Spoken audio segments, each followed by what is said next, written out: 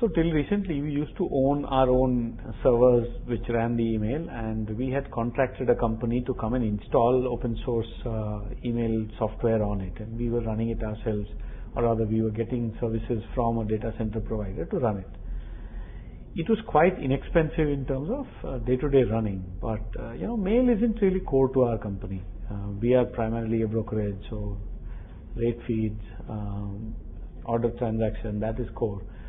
But email, getting it wrong has a very high pain factor. Users complain a lot. Then some particular emails are critical. The cost of getting it wrong or getting it heavily delayed is quite high. And we constantly faced these issues as we grew. We were finding it very hard to plan capacity and reliability at the level of when we were at 100 users or 1,000 users. It was much easier. Once we started getting into the tens of thousands, we had a very hard time planning capacity and keeping capacity up with demand. And so our mails would often get delayed, would often get, there would be issues of outages. And the support cost was very high, and we therefore wanted to move away from owning our own email system. And email in particular is something that other people have done better. It's fairly widespread, it is fairly well understood. So there's no real reason for us to do it ourselves. There's no competency, there's no IPO. And so we started looking at outside providers. It was anyway in a data center. We were starting to look at, suppose we didn't put it in our own data center. We asked you to put it anywhere. And a couple of options came up. One of them was Google. The others were, there were some local Indian players who were offering it, not as a cloud, as a shared hosted service. And Microsoft also has started offering it as a cloud, as a genuine cloud, the same way as Google. So we looked at Google primarily because Google is offering a very large feature set and at a fairly attractive price. But also, Google is fairly bulletproof. A large percentage of our company already knows, understands, uses Google, so the sell was easier. People understand the Exchange environment, but we've never really experienced Microsoft Cloud. And so that we were a little skeptical about. The interface was better because it was closer to Outlook, but all the other features were a little unknown to us.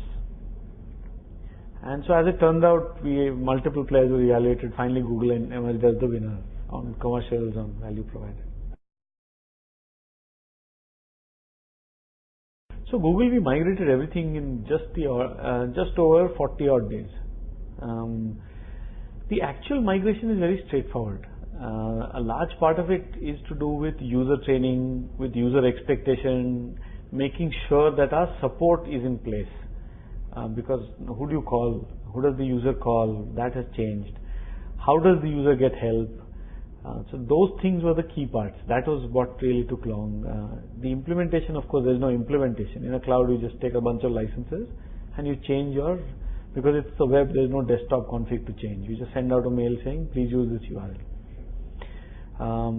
There were some infrastructure changes on our side. We had to provision bandwidth to Google. We had to change our firewalls to allow the right URLs through. But those took off the order of days. The main or the largest transition effort went in convincing users to move from desktop clients to a web-based email. Google supports desktop clients also, but one of the key things we wanted to do was permanently move away from desktop clients. Desktop clients are hard to manage. The mail lies in the desktop, which is actually a big problem for us. People can walk away with the hard disk. Hard disks get stolen quite often. In our organization, per branch, per month, a couple of hard disks are getting stolen. It's not because of the mail inside, it's because of the hardware. And we have constant configuration issues. We have constant issues with people running out of space. All that we wanted to get away from by going webmail.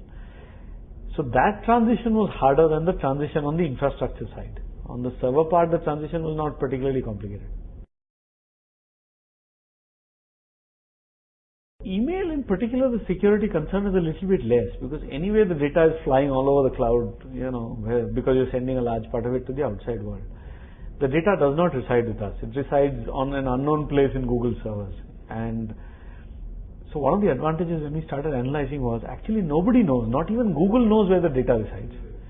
So it's very hard for them to go and sell our data or sell the whole thing to somebody else. And that's an advantage. That's one of the advantages of cloud. There's no single piece that can be damaged. In terms of security, our biggest issue is that Google can be accessed from everywhere. So employees can misuse the access rather than Google misusing the access.